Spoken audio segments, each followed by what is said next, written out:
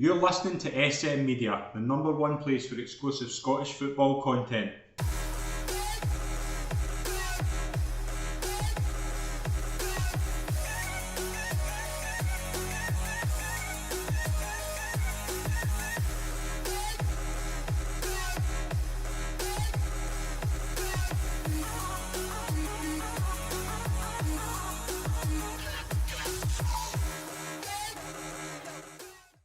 Hi folks, and welcome to the latest episode of the SM Media Scottish Football Show. I'm Scott McPike. It's an absolute pleasure to be your host as always.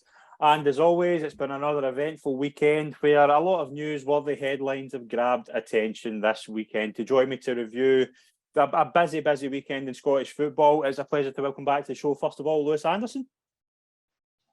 Hi Scott, how you doing? Yeah, good to be back on. It's been a couple of months. Looking forward to going through another eventful weekend as ever. It's eventful, the word for it, and it's also a pleasure to welcome back to the show Mitchell Feggans. Mitchell, welcome back. Thanks very much, Scott. Nice to be back. And Ayr can't seem to win when I come on this show, so I'll need to rethink my decisions. Nah, I always think like we'll ask Mitchell when Ayer's got a pretty easy game, but I thought maybe a difficult weekend. We'll get into that later on. There's a lot to get into with the Championship. We'll start with the Premiership. Obviously, there's enough games-wise to get a full show in, no danger. But this weekend, today actually probably surprising news to start the show off. St Johnstone parted company with manager Callum Davidson. Callum Davidson, obviously, it was the end of a really bad run for St Johnstone. Actually, 6 games without a win. They're beginning to get to the stage where they're beginning to fall into that kind of relegation fight if results had continued going the way they were. Lewis, it's difficult this one because on the similar to last week when we spoke about Robbie Neilson, on the one hand you have the St Johnstone fans who think he's a double winner. He won a double with St Johnstone. We'll probably never see that again. So he deserves time to get things right. But on the other hand, you've got people, and I kind of think this is where I'm kind of following on as well. How do you top that? And from then, it's been a case of having to stay up through the playoffs last season. Results haven't been great this year. It is a double-edged sword, isn't it? And it's one of those where you're kind of not surprised it's happened, but also kind of taken aback that it's happened this late in the season. Yeah, in all honesty, Scott, I feel like St Johnstone have pressed the panic button a bit here. In all honesty, I mean, I genuinely don't think that there's many, young up-and-coming managers, if you like, in Scotland at the minute than Callum Davidson. I've no doubt that he'll be back in a job very soon. I've been mightily impressed with the way he's gone about his business on a shoestring budget at St Johnstone. Obviously, it's a bad run of form that they've been on at the moment in time, and the performance by all accounts from reports at the weekend there was pretty lackluster again against Livingston there. So what's that? I think they're sitting in 9th, and they're just a couple of points above they're kind of getting sucked into that relegation battle, which is obviously a huge concern. So I can understand why they have pulled the trigger. However, you are looking at the timing of it and thinking, who are you going to get in at relatively short period of time between now and the end of the season that's going to be better than him. There was a couple of rumours circulating that Tommy Wright might come back, but I'm not too sure, in all honesty. Look, Davidson, he deserves a lot of credit for what he's achieved there. A remarkable achievement to win 2 trophies in one season for a club of their size, and he moves on with the club's best wishes, undoubtedly. I think the fans will be upset to see him go, but also wish him well in his future endeavours, because I don't think he's leaving in toxic terms, if you like. Yeah, and I think that's interesting, Mitchell. Like when Lewis makes a good point there, obviously, about the panic button and things like that.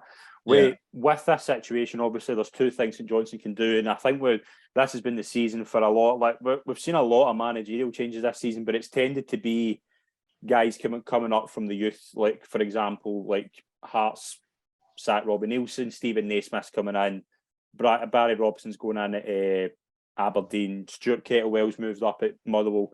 you're now in a situation where does St Johnstone do that and just hope for the best, or do they hire what we would call a hitman and just secure safety? Like a Tommy Wright, that's maybe a name I didn't even think about until just a couple of minutes ago.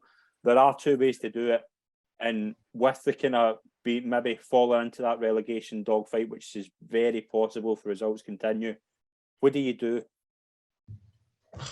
It's a tough one, like you said. I mean, there's two ways to look at it. Obviously, they've got Stephen McLean stepping up as interim boss from his assistant position just there, and he knows that club inside out. He's loved by the fans, and he'll have the best interests of that club at his heart. You know, he'll be wanting almost more than anyone for the club to stay in the Premier League. A club like St Johnstone have been there for so long, especially in recent times.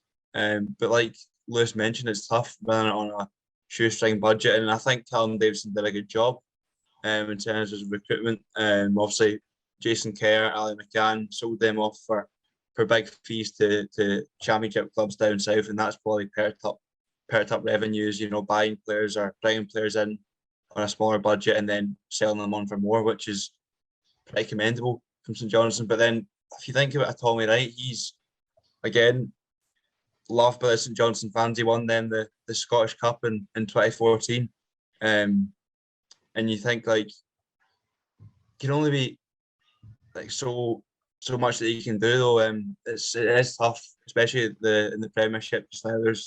They're in such a bad run of form, and they don't really seem to be threatening much in the games. I mean, I watched the highlights against from the weekend, and they just didn't really look a threat going forward. And earlier on this season, they had the likes of Nicky Clark and Stevie May were chipping in with their fair share of goals, and it looked like that they were miles clear of relegations. And then all of a sudden, this last few games, they've really been sucked back into it. So yeah, I mean, tough one to call, to be honest with you. Lewis, before we kind of move on to talk about the action, like what is the situation at St Johnstone like there? You would think looking at them, if for example, like there's names kind of becoming clear, like the likes of Robbie Neilson, obviously just out of work. There's a few more, like Jack Ross has kind of been coming back into the media limelight, which usually means something. But what do you do? Do you go for the likes of? Do you bring in an experienced guy just to go right, safety secure? Let's just move forward for next season, or do you give Stephen McLean a chance and it could potentially get lost? No disrespect to Stephen McLean, but it's a hard situation for any rookie manager to come in, especially this late in the season. It is a panic decision. It's a difficult one because I don't think there's a right way. I don't think there's a way where you think, right, that makes logical sense. It's totally undecided. Yeah, it is. And I use the kind of Motherwell situation as well in this context. Obviously, they decided to sack Stevie Hamill a lot earlier in the season and give Kettlewell a bit more time essentially to work with the players. And obviously, the benefit that is Stephen McLean has served as assistant, knows the players inside out. I'm a wee bit concerned though that. If I was St Johnstone, I'm not too sure, to be honest, if they maybe have a candidate already in mind. Just the fact that they have, gone and decided to relieve Davidson of his duties at this stage of the season suggests to me that they maybe have someone in the back of their mind that's ready to come in, that knows the club inside out. I'm not too sure whether or not Stephen McLean would be the right option between now and the end of the season, just with their current position. I think that's 4 points, 4 or 5 points from the bottom of the table they are at the moment. And if I was St Johnstone, I'd be looking to try and get someone in ASAP that knows the club. A Tommy Wright, that type of figure, that knows kind of what he's got at his disposal, because bearing in mind that much of that St Johnstone team have been together for a good number of seasons now, the likes of David Wallace, Stevie May, guys that kind of tried and tested, so a Tommy Wright type figure would know what he's getting from those type of players. Yeah, absolutely. Obviously it's going to be an interesting developing story over the next few days what happens at St Johnstone, but again, Callum Davidson is gone. It's now obviously Steve McLean's going to take over. But let's move into the action that took place over the weekend. Starting Friday night, an interesting Friday night in Dingwall. Ross County 0, Aberdeen 1. Duke with the goal, 6 wins in a row for Aberdeen. And results went the way. They're now 5 points clear in third place. Mitchell, very interesting game. Probably not a lot happened in the first kind of 90 minutes. A really good goal from Duke. But what can impress me about Aberdeen now is that they're a lot more solid at the back. Like, you look at them now, they're a lot more structured. They've got the kind of the goal was really good. Like, Clarkson's pass for Duke, I thought was magnificent, and it took that kind of big difference. But it just shows you Aberdeen. They've straightened everything out. They're a lot better now. They're a lot more structured, and they look now pretty good for third place, which would have been wildly inconceivable even 6 weeks ago.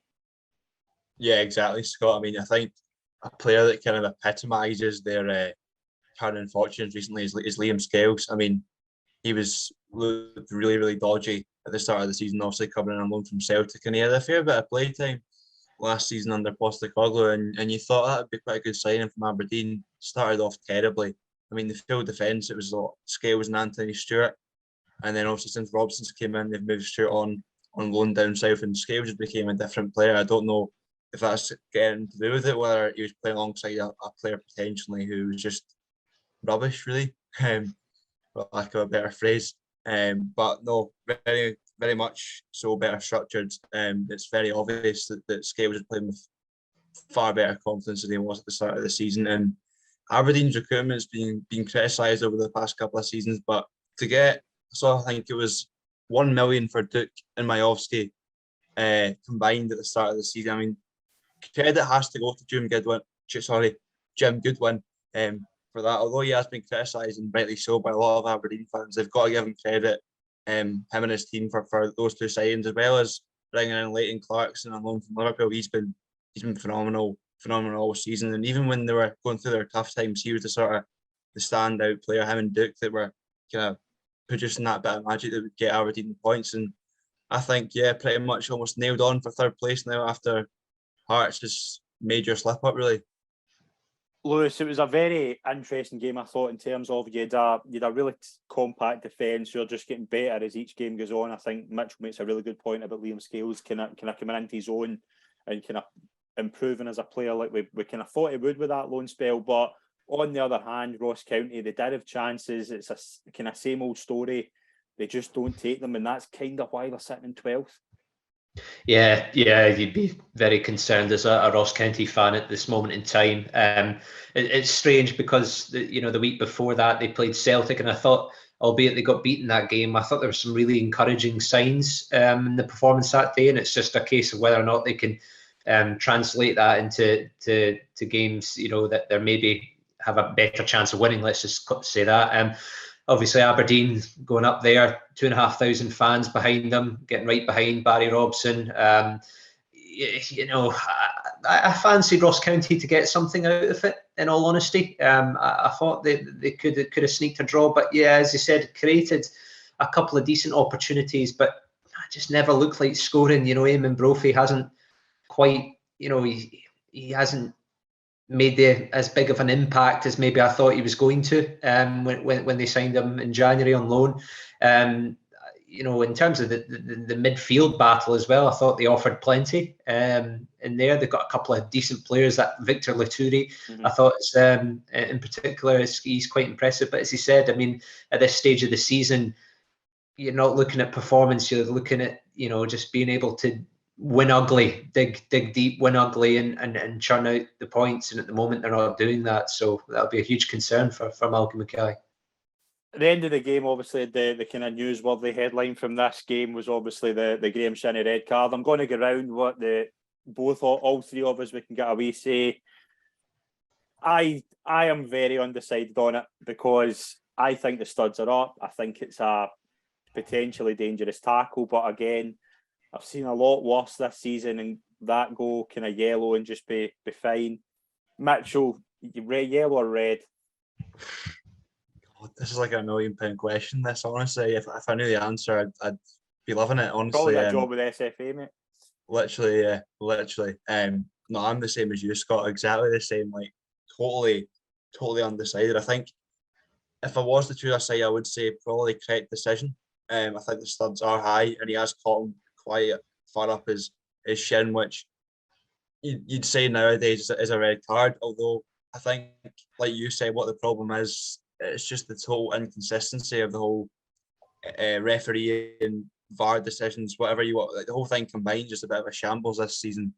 When you see things far less being given for red cards earlier in the season, and then you see that being given as a yellow, it's almost as if no one kind of knows what a yellow and a red card is, like what's severe enough for a red and what's not quite at that level for to only warrant a yellow, and what even perhaps isn't a booking. So I think it's just not very clear, and I think inconsistency again is the big problem here. And that, for me, I would say red card, just purely for the fact that when he does contact the Ross County player on the shin. Although I can kind of see both sides of the story, so yeah, I'd go red card, to be honest with you.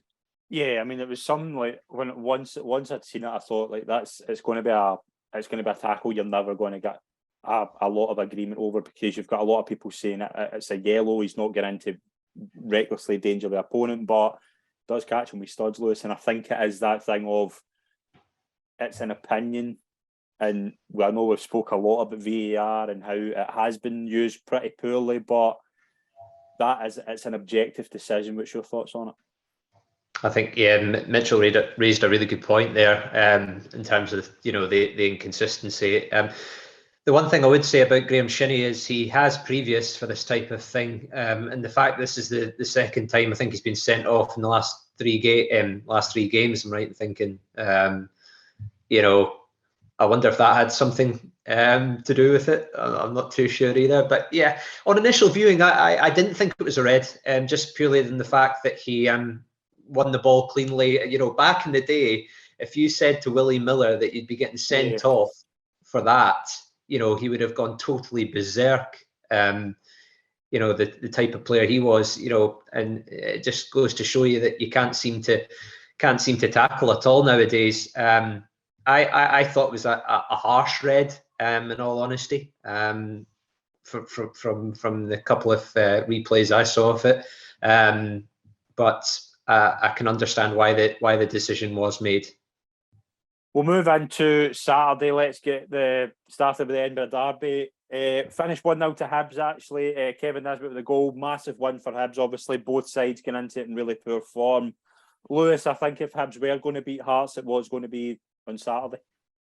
Yeah, a huge result, given that Hearts have kind of dominated Easter Road in the last couple of seasons as well. So that's a big result for them. And obviously with the news about Robbie Nielsen leaving Hearts in a bit of disarray behind the scenes, Robert Snodgrass leaving the club, how's that kind of affected the dressing room? Because he is a big personality, Snodgrass. So yeah, there's been a lot of kind of things going on behind the scenes at Hearts. It certainly kind of disrupted their preparation, if you like, going into this. But from the first whistle, I thought Hibs were really good yesterday, really well drilled. Kevin Nisbet, again, kind of cropping up at the right time when they needed him. And it was an important game as well, because I think there were 9 matches on without a win, so it was really important for them, because a lot of people were kind of saying they're starting to look over their shoulder. Are they going to, drop out the top 6 places? But I think that type of performance solidifies to me that they will finish in the top half of the table. Yeah, I think it's a big result for Hibs. Mitchell, Hearts woes continue. Obviously, was a difficult baptism of fire for Stephen Naismith to go in, but I just thought Hibs were far and away just a better team, and just everything went right for Hibs on the day. Yeah, I think you're right, Scott. Hibs were just simply the better team in all areas of the park. Hearts, don't get me wrong, had a few half chances, a couple of scrappy goal line smashes, if you like. But Hibs certainly created the better of the chances, and I think all over the park were the better team. I mean, Nisbet had that chance, I think, just before he scored, where he's cutting from the right hand side onto his left foot, and he's just curled it narrowly wide. And for a player like Nisbet and such a good goal scorer that he's been over the past couple of seasons, you'd expect him to tuck that away. And the way that he just kind of cushioned his volley, not an easy chance, right up at his kind of chest height, he's managed to cushion it in off the bar. It was a brilliant finish, and nothing less than Hibs deserved, and a much needed win for them, and a big confidence boost going into the post-split fixtures. Yeah, and I think it kind of puts Hibs in a good position for top six. Lewis, Livingston, they've kept their hopes of top six alive with that win over St Johnstone. We've obviously touched on St Johnstone earlier on, but that was probably a big result for Livingston because they've been on another side that have just really struggled lately. Just obviously Newbley coming back, it's a big advantage, but it gives them a fighting chance of getting top six. Yeah, 100%. Definitely needed it to kind of steady the ship a bit. By all reports, I didn't see anything of this game yesterday, but I saw the comments from Martindale commenting about Joel Newbley, another kind of surreal standout performance, and he'd be interested to.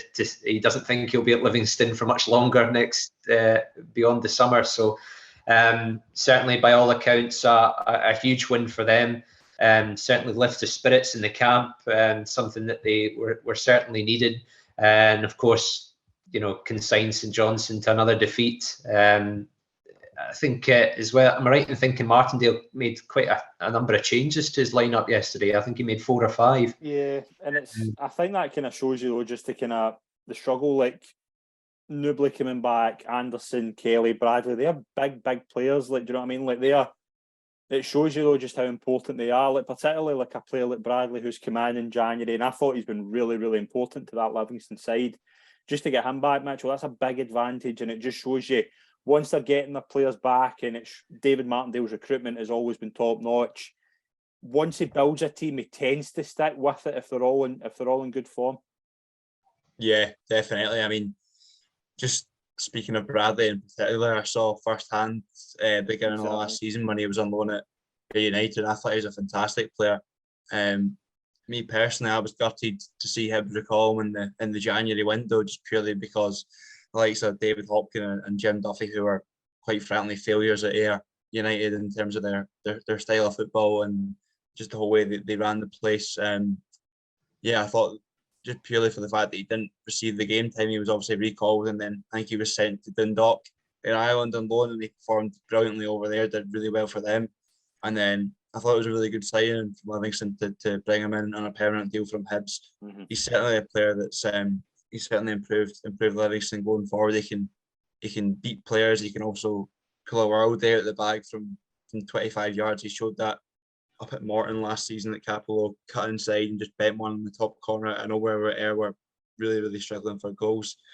Bruce Anderson and Stephen Killie, another two ex-Ayr boys. Stephen Killie, especially, I thought was, I mean, if he wasn't playing for it, if he was playing, say, for Hibs Academy or not Rangers Academy, I think he'd have been a player that would have got straight into that first team. I always thought he had the potential to play at a really high level. And now he's been given that platform by Martindale at Livingston to go and express himself, and I think he's doing fantastically well. And Martindale's done a brilliant job, albeit they stumbled recently. I think that result will get them back on track, and I wouldn't be surprised to see them finish in the top 6. To be honest with you, it's going to be a very close one. You go, sorry, Lewis. I was just going to say that to Mitchell. I mean, we're talking about Livingston Football Club. The fact that they're even getting top 6, it's just remarkable. Deserve so much credit. Some of the interesting games, obviously, with the top 6 finish. We'll get into St Mirren in a wee second, obviously, later on. But Hearts are pretty much guaranteed top 6. I think it would take a miracle for them not to get it. Hearts are obviously look pretty good for theirs. They're at home to Ross County. Dundee United play Livingston. That'll be interesting at both ends of the table. St Johnstone play Hibs, St Mirren play Kilmarnock, so it could be very interesting to see how that goes next Saturday. Speaking of Dundee United, Mitchell, a 2-1 win over Motherwell obviously takes them into 10th. Massive result, obviously, with the two teams around them obviously losing at the weekend. It didn't look anything like that was going to be the case at half-time. Motherwell, I thought, were really good first half. They had a lot of possession, and again, just didn't kill them off, and Dundee United just get back into the game, and a massive 3 points for Dundee United. Yeah, massive understatement, Scott. I mean, I think, like you said, Motherwell on top for most part of that first 45 minutes at Fir Park. Dundee United only really came into it in the second half, and I thought they were fantastic, especially Stephen Fletcher. I thought he really showed his class and his experience with the runs he was making. Obviously won that first penalty, and he was booked a couple of minutes later for simulation, which probably was the right decision, but he was getting himself in and around the goal creating chances. And once again, I mean, Jamie McGrath, what a pressure penalty that was. And 2 weeks in a row, he's just the goods for Dundee United. And again, I think out of those three, Dundee United, Ross County and Kilmarnock, I think Dundee United have got momentum now going into the end of the season. And I think if I was to put money on anyone staying up, I probably would say Dundee United there. I would not have said that to you 2 or 3 weeks ago, by the way. It's just over recent performances. I think they look far more assured, certainly, than Kilmarnock, who've obviously went and conceded 4 to Celtic today, which I'm sure we'll touch on in a couple of minutes' time. And then Ross County, who, like Lewis mentioned earlier on, created some decent opportunities. They just don't have that goal scorer that can put the ball in the net for them, and that's what's going to prove crucial come the end of the season. I feel like, Lewis, I've for the past few weeks, I've kind of been up and down in Dundee United. Like, I thought they've got a lot of really talented attacking players, but they didn't really get anything going. Last week, I thought it was a really, really good result to beat Hibs at home. Obviously, similar situation, obviously going behind, but they have players like Ian Harkes, McGrath, who can find wee pockets late on, and they just kept going, and it just shows you they're not out this yet. They're not. Do you know what I mean? Maybe 4 or 5 weeks ago, you'd have maybe thought Dundee United. I mean, when I said last week, when their own technical director was saying we're probably going down, it shows you like that was the atmosphere around the club. So it shows you just a difference in philosophy, and they're now probably the best position out of the three. Yeah, 100%. Interesting this weekend as well. I think with Ross County playing on the Friday night and seeing them, get beat by Aberdeen, might have even G'd them up a wee bit more going down to Fir Park yesterday. Mm-hmm. I think Motherwell had about 16, 17 shots on goal and couldn't take any of them. And that just kind of will have instilled belief that we can maybe go on and nick this. I've said previously on this podcast, I'm a huge fan of Jim Goodwin. I always have been in terms of his managerial ability, his eye for a player. And albeit he inherited this group of players, I think Dundee United fans are a bit bemused by some of the transfer dealings. Letting Tony Watt go in January, for example, I think everyone was a wee bit miffed by that, given that they were seriously struggling for goals. And, they have been quite reliant on Stephen Fletcher, who was immense yesterday. He didn't get a goal, but his all-round hold-up play and, bringing his team further up the pitch, especially in that second half, was noticeable. And I've always retained belief that Dundee United would get out of the predicament that they're in. I think that we're now kind of starting to see that. Interesting point Goodwin raised as well about how he treated the recent international break as a pre-season, because he didn't think the players were anywhere near fit enough, which is quite interesting. And they're now seeing the rewards for that. So momentum's key at this time of the season, and on the back of the recent results, they are the form team, if you like, at the bottom of the table at the moment. Yeah, absolutely. We'll move into the final game on Saturday. It was at Ibrox, Rangers 5, St Mirren 2. Probably the weirdest 5-2 you'll ever see. I don't think St Mirren deserved to lose that game. Deserved to lose 5 goals. I thought they were really unlucky, maybe not even to get anything out of the game. I thought they were really good, Lewis, actually. For a lot of it, they kept in the game. I had obviously with 2 really good goals. We'll get into Rangers' defensive lapses later on because I might get a bit of a rant. But St Mirren, one of those games where you don't expect to get anything, and you don't deserve to. You don't expect to go to Ibrox. But when you score 2 goals and you're in the game for most of it, it's difficult. And Stephen Robinson made a really good point in his interview. He was actually really proud of his players, which I thought was interesting.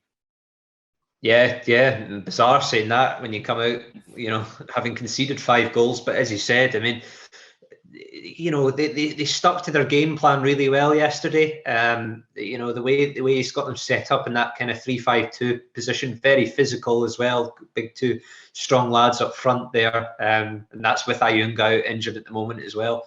And Mark O'Hara's been immense for them all season. He really does bring that kind of touch of quality. Him and Bacchus have formed a really good partnership, and they're a really difficult team to break down. I think they proved that. The result at Tynecastle the week previously as well was was fantastic, and it just kind of epitomised. They've got a real kind of identity about them. They're I'd say out with the Old Firm. I think they're one of the hardest teams to break down this season, and they've proven that. But yeah, to go to Ibrox, score 2 goals, and come away with a 5-2 loss, and having conceded 3 goals so late on, you just wonder if that was tired legs more than Rangers being particularly at their best, if you like. It's a tough one to take, but St Mirren will just dust themselves down, as Robinson kind of alluded to, that this match won't define whether or not they finish in the top 6. I think they will. I think it will be the first time that they do manage to do it, and deservingly so, because over the course of the season, from the games I've seen of them, they've been really good to watch. Mitchell, Rangers, just a very familiar story. They've sometimes the game I thought they were really good to watch. I thought particularly second half they found a rhythm just towards the tail end. I thought Cantwell, who we'll get into in a wee minute, I thought he was brilliant. I thought he has been a really good find. But these defensive lapses that are just so common, we saw it last week at Celtic Park. They just have. Ben Davis, I thought, had a really bad day at the office on Saturday, and it just shows you like Rangers are. I mean, they've only dropped 5 points since Michael Beale took over, and they have been against Celtic, fair enough. But they have these things where they can be so good, so fluid at play, at passing, things like that. But there's always a mistake there. Yeah, definitely. I mean, Cantwell, as you mentioned there to start off with, he was phenomenal. I thought, just from watching the short highlights video that came out after the game, I thought he was phenomenal, the way he linked the play, and obviously took his goal very well. I think he's proven to be a very good signing for Rangers. One that would have been perhaps perceived as a risky signing, considering his previous pedigree and falling out with managers and being that kind of entitled player down south that he was perceived to be by the media. But I think he's proved all his doubters wrong so far, certainly. But if I'm a Rangers fan, I'm just frustrated at the fact that it took them to really up their game in that last 10 minutes to blow St Mirren away at home. I mean, shouldn't really be happening with the squad that they have. I think defensively they've still got their frailties, like you mentioned. I think Ben Davies is poor yesterday. I think obviously Alan McGregor's been a fantastic servant for the club, but I mean he couldn't do anything about the 2 goals. I think that there is changes that need to be made in the summer. I think Michael Beale has acknowledged that there's going to need to be a few changes for them just to kind of close that gap to Celtic, because certainly even last weekend at Parkhead, I thought they'd put on a really decent performance at times, but again, defensively let themselves down by a couple of sloppy mistakes, and that's what costs you against the good teams, and they'll punish you. Like if Kiel go, they'll punish those mistakes. So definitely a big summer coming up for Rangers, and yeah, certainly still some defensive frailties there to be sorted. Lewis, it's obviously been a big week for Rangers, obviously with the departure of Ross Wilson to Nottingham Forest, and again when you're in a month where you've lost your chairman's obviously resigned, Ross Wilson's moved to Nottingham Forest, it can kind of derail the ship. But I am of the opinion, I don't know how you feel about this, but I think this could be a big step forward for Rangers, because I do think it's a chance for a bit of freshness. Ross Wilson, I don't think was ever going to get the support back on his side, and we've seen. I thought Cantwell this weekend. I thought last weekend that he was used more as a midfielder to try and break down the play, which I think he did pretty well to effect. But I think you lose a lot of them kind of going forward last week. This week we saw the best in him. I think Raskin's been a good find as well. He'll get up to sharpness, and I think he'll be a really good player to build a midfield around. Is that enough to say maybe Michael Beale, maybe similar to Postecoglou, he's finding Cantwell in particular looks like a Michael Beale player. It looks like now, do you rush to replace Ross Wilson, or do you just maybe give Beale a summer just to get his own kind of stamp on it, have people there to help him out? I think it's going to be a very busy summer for Rangers, and I think one that really needs to go ahead. Mitchell made a point there about Alan McGregor. That should have been done last year. Yeah, they've dillied and dallied, and I think now, with the change in personnel, particularly in the football department, I think we're going to see a massive overhaul in the summer, and I think Beale will be to help. If you ask the majority of the Rangers fans at the moment, do we need a sporting director? 3/4 of them would say no right now.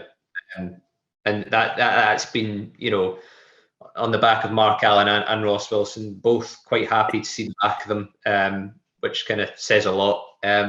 And interesting, Michael Beale's comments afterwards saying that he felt he'd lost a good ally, but also this might be a good thing in terms of us moving forward now as a club. Which, I find that very interesting because yeah. I obviously think Ross Wilson obviously came in when Beale was there with Gerrard, but he's not saying that unless if he's going to bat for Ross Wilson, he knows. He's been at Rangers long enough to know as when the fan base turn against you. We see this at big clubs. We saw it across the city with Lennon a couple of years ago. When the fan base turn against you, unless you are 100% spot on, Harry Maguire syndrome, I call it. You could have a really good run of games. Harry Maguire could be the best defender in the world for 7 games, but if he makes a mistake, we go back to how he was before then. And that's what I saw the Ross Wilson thing developing into. And I think it's actually worked out well for all parties. Yeah, and I think, in all honesty, I think the fans will be excited going into the summer now, especially if Michael Beale is kind of given free rein in terms of, he's talking about how obviously all the recruitment and stuff is kind of done for the summer. He knows the targets. It's a case of whether or not they can go and now get them in the door. I think he proved in January by bringing in the 2 players, Raskin, who's fitted in seamlessly, adds a really good kind of new dimension to the midfield. And Cantwell's been, he offers that versatility in attack as well. He can play anywhere kind of across that front line. So, undoubtedly he has a good eye for a player, Michael Beale, but he does need support. This is the first kind of big top job he's had. And, I think he's got those type of people behind him. He's got Neil Banfield, who's obviously, been around the scene for a long time. And, I genuinely think Michael Beale will, he's talked about trying to trim the overall age of the squad down as well. Looking at maybe trying to recruit a couple of younger faces, the likes of, the boy from Swansea that they were linked with in January. I'm interested to see if they might come back in for him this summer, whether or not we could see a couple of the other kind of academy boys get more of a more game time next season as well. It's going to be interesting, but I do think, in all honesty, Rangers fans will be if they had an option at the moment, if they had a say, they'd be saying, let Michael lead a recruitment this summer and hold off on, but see how he does before rushing into a sporting director role. Yeah, I think it's one of those, the sporting director role, where I think it does need replaced eventually, but I think it's not one of those I would rush into right now, because I think you need to give Beale that freedom. I think that was the problem maybe with the last manager. Like, I wasn't under the impression that Giovanni Van Bronckhorst was bringing in Ben Davies and Ravi Matondo. So I think Beale, it's going to be a bit of a baptism of fire, because every player is going to be assessed as a Michael Beale player. But that's what I think needs to happen right now. I think we need to see the manager going, this is who I need. This is what I want to bring in. He's going to have to do it. I think there's going to be a lot of use of the loan and free agent market, because I don't think you go out and replace Ryan Kent or Fredo Morelos with £6-7 million players. I don't think you can do that right now. So it's going to be a very interesting summer for Rangers. But final game of the weekend in the Premiership was today. Kilmarnock 1, Celtic 4. Celtic blitzed Kilmarnock in the first half. 4 really early goals. Again, just a dominant Celtic display in the first half. Mitchell, I think it showed how intense Celtic can play, dominating the first half, but I think it also showed how poor Kilmarnock are. Yeah, definitely. Celtic obviously just proven relentless once again. We never stop is the slogan that Ange Postecoglou uses, and it's clear to see in their performances. I mean, 4 goals in the first 20-something minutes, I think Lewis pointed out previously. But yeah, Kilmarnock again really poor. Just seen a couple of things on social media before coming on, and some of the media team from Killie and some fans as well, all agreeing that this is up there one of the worst performances that they've seen at Rugby Park in a long time. Not just like lack of confidence, lack of talent and know-how maybe, but a real lack of effort according to the fans that were there today. Just no real desire to go and chase loose balls, to go and pressure Celtic, and almost kind of just laid down to them and thought, I'll not bother this weekend. And I think that's someone that's just totally unacceptable for any. If you're a fan of any football club, you need your players to go out and give at least 100% every weekend. So although it is nice to see as an Ayr fan, Kilmarnock getting beat, you still understand that their fans' views, and it's certainly not good enough for them. And if I was a Kilmarnock fan, I'd be really, really worried about their safety in the Premiership this season. I think it could be another season down in the Championship for them next year. Lewis, it's obviously I want to get your thoughts on both sides, but in particular Celtic. I was surprised with Celtic's team sheet actually, because when we saw the likes of Kobayashi, Iwata coming in, I thought, well, this is an interesting dimension. Obviously, they should beat Kilmarnock regardless of who's playing, but I thought both were really good. I was really impressed. You know how big a fan I am of Matt O'Reilly. I thought that was his best game in a long time, because he was able to have a free roll. Iwata and McGregor just kind of sat back, let him do what he wanted, and he got the 2 goals, and I thought he was really, really good today. Yeah, I was at the game, and I thought that's as good as I've seen O'Reilly play since probably some of the Champions League matches at the start of the season. Obviously, his performance level had dipped, and he was quite open about that in his press conference after the game, about kind of his form taking a bit of a slump, because he was playing in a slightly deeper lying role earlier in the season as well. But he just, he kind of had free rein essentially in the position that he was playing this afternoon, albeit Kilmarnock kind of allowed him that. I wasn't overly surprised to see the change of Scott. I thought it was an opportunity to maybe rest a couple of big players. He chose to obviously take Jota and Carter Vickers out of the squad altogether.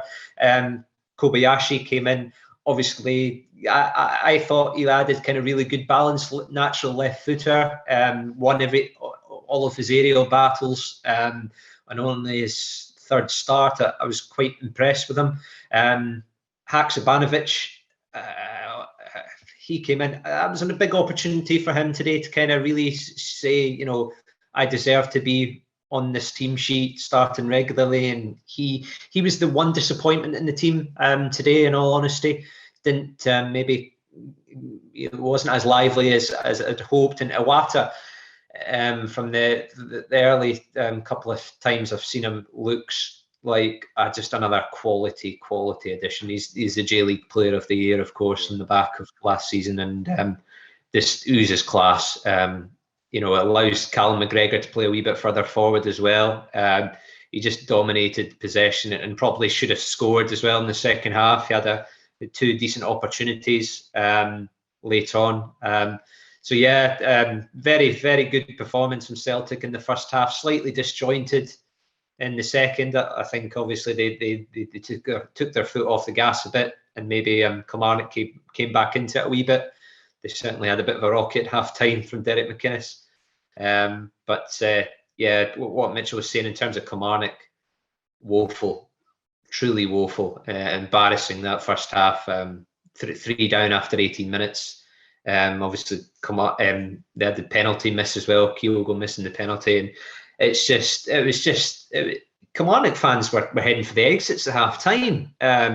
And I don't blame them either, because they knew there was no way back. As soon as that second goal went in, the heads went down.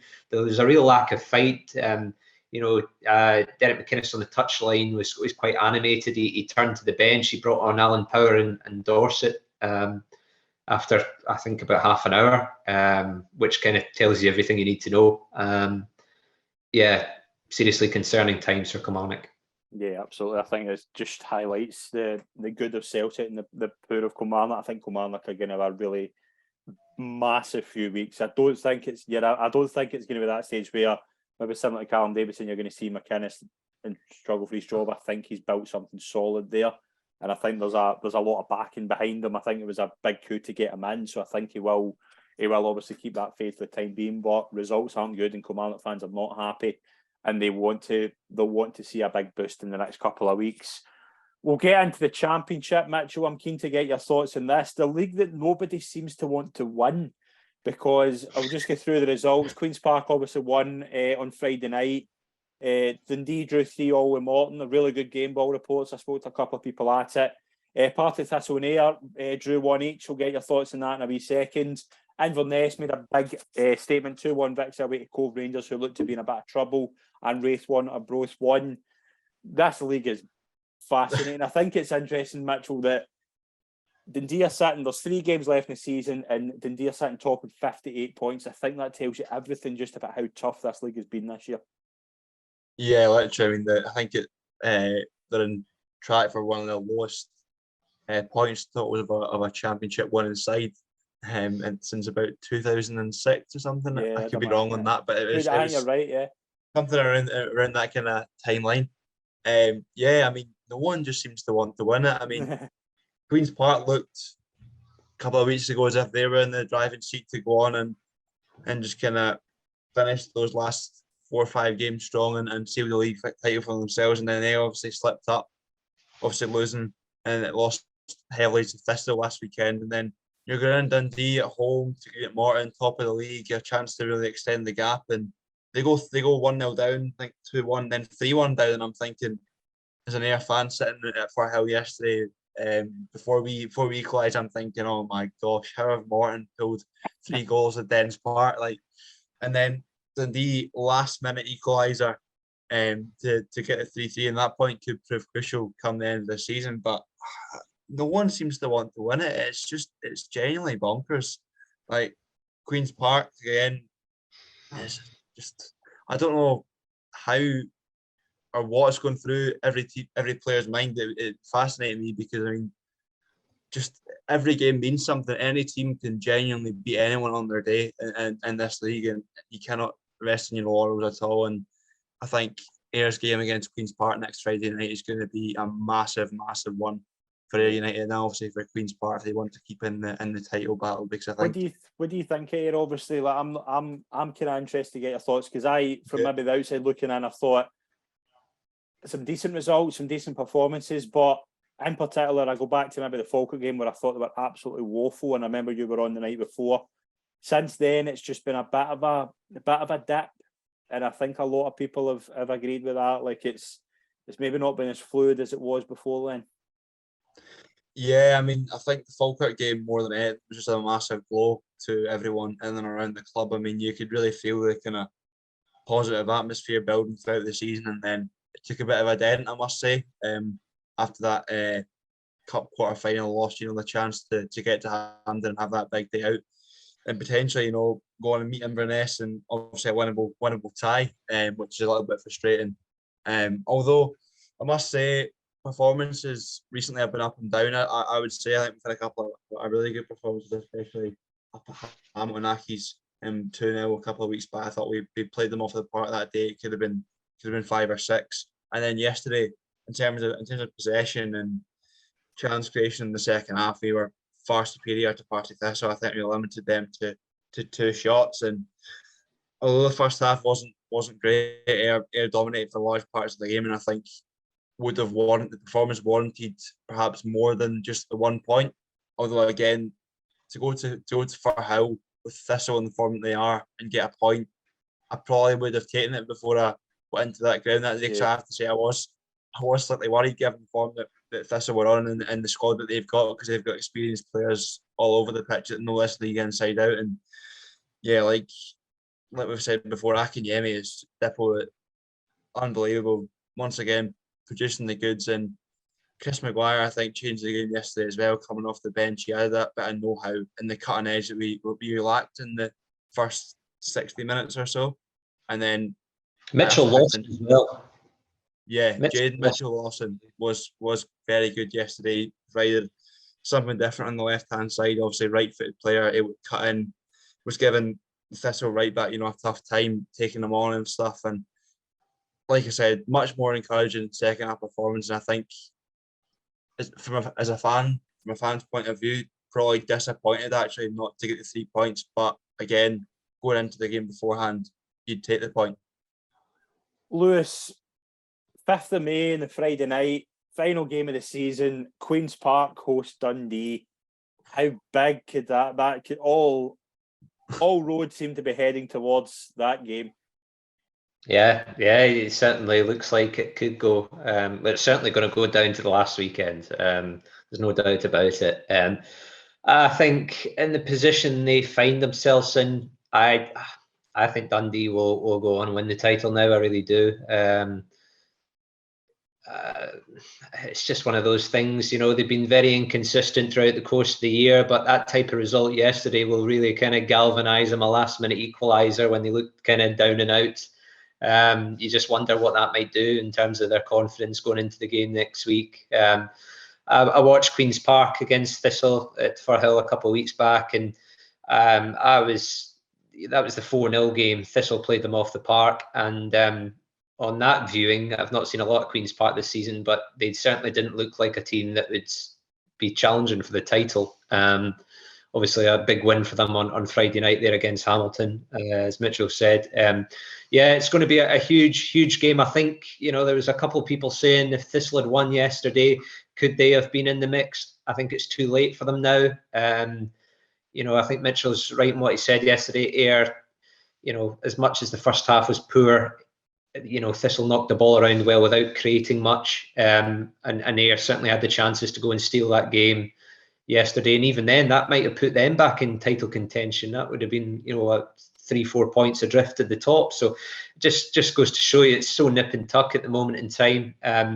Lee Bullen yesterday kind of said he doesn't know how big a point that might be for Ayr going forward.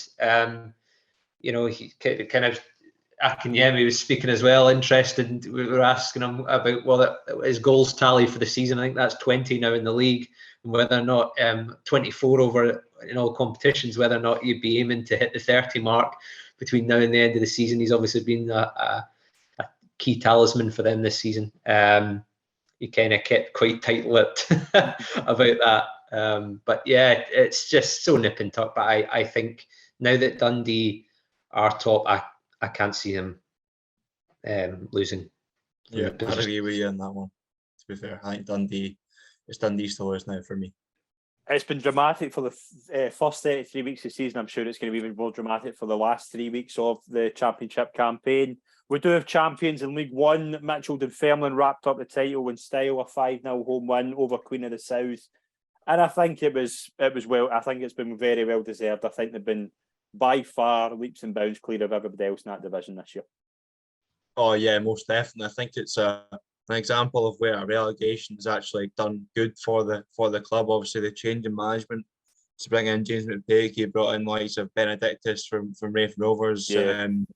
I mean, you look at this season. Craig Whiting's been scoring goals for fun in League One, and last season he was loaned out to Arbroath towards the end of the season and wasn't really getting the game time at Dunfermline. And you think, had the right personnel been in charge of Dunfermline last year, would they have went down? Because I certainly, when they beat us 2-1 up there last April, I think it was the penultimate game of the season, and it looked like us and Dunfermline. Okay, Ayr lost that game, but Ayr deserved to win that game. He played brilliantly at the time, but us and Dunfermline looked at the teams that were going to be more likely to stay up, and Queens were the one that were going to go down.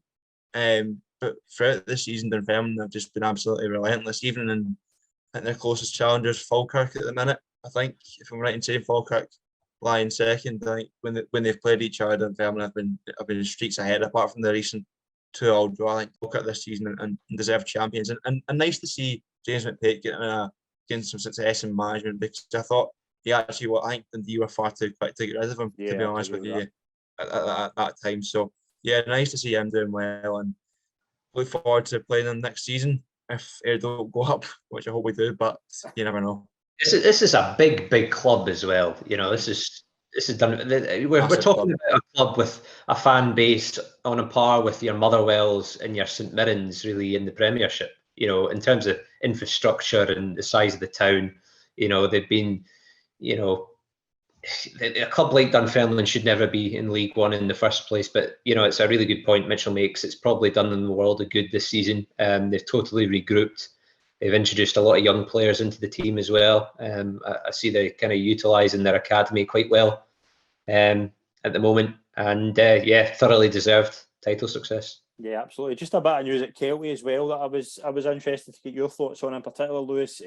Obviously, with the news that Andy Barrowman, the general manager, and John Potter will be leaving as manager at the end of the season. Michael Tidser will be taking over as manager. That's an interesting step for the club.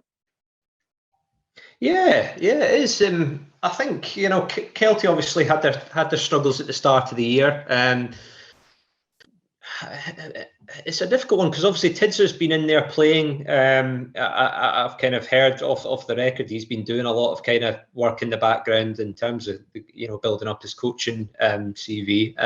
So an interesting appointment. They have managed to pick up ultimately enough points this season to kind of solidify their place in the league, which I think was hugely important and obviously has enabled them to take this step.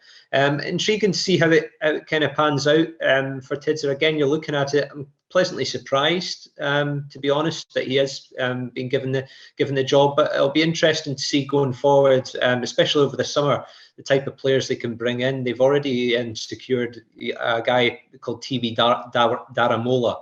From Bonesh, yeah. He scored a scary amount of goals. 67 goals, I think he scored this season in the league. That's mental. Ridiculous. Just crazy. And I think he scored about 5 the other night. They beat Stonyburn in the East of Scotland game. So interesting to see if he can kind of make his mark at that type of level next season, and just generally kind of see what the recruitment will be like at Kelty over the summer. Yeah, absolutely. League Two, it could all be decided on Tuesday night. Dumbarton plays Stirling. This game's been rescheduled about 30 times at least this season, but it looks like it's going to go ahead. And Mitchell, it looks like if Stirling win, they will be champions. Yeah, definitely. Stirling Albion, I think a couple of months ago, Dumbarton were the favourites, and then Stirling have went up unbeaten since the turn of the new year, I believe, and just went on a ridiculous run of form. I think a 93rd minute 1-0 win at St Mirren at the weekend, which is a sign of champions, going back to similar style to Celtic, never stop until that final whistle goes, and that's just proven that such a late goal and such a big, massive goal for Stirling Albion, who can go and win it on Tuesday night, which I think I'm quite confident that they will win it, and I think we'll see them in League One next season. It'll be interesting to see how they perform. I think Dale Carrick's been phenomenal for them. Yeah. Him and Robert Thompson, two really experienced players who I think Dale Carrick, without the injury woes that he's had and troubles maybe off the pitch, he could have easily been still a championship level at least striker. I think he had that potential. So yeah, a very good squad, and I think should they win on Tuesday night, it's a deserved title for Stirling Albion. Yeah, absolutely. They've been a near league club for a long time, Stirling Albion, at that level. Seem to kind of consistently hit the crossbar. They're always in kind of playoff contention, if you like, and just never seem to have managed to get over the line. I think back to when Kevin Rukovic was in charge a couple of seasons ago there, they came mightily close. So kind of it's been a remarkable turnaround in that league. And credit to Darren Young, who I think is a top manager at that level. Absolutely. The other kind of final result to talk about that I'm interested in, Lewis, was East Fife 8, Stranraer 0. You look at that half-time, 2-0, Scott Robertson gets sent off for Stranraer just before half-time, and then the roof absolutely caves in. Yeah, I didn't see that one coming, to be honest. I know Stranraer were down to the bare bones a bit yesterday. I think they had 3 or 4 players on the bench. But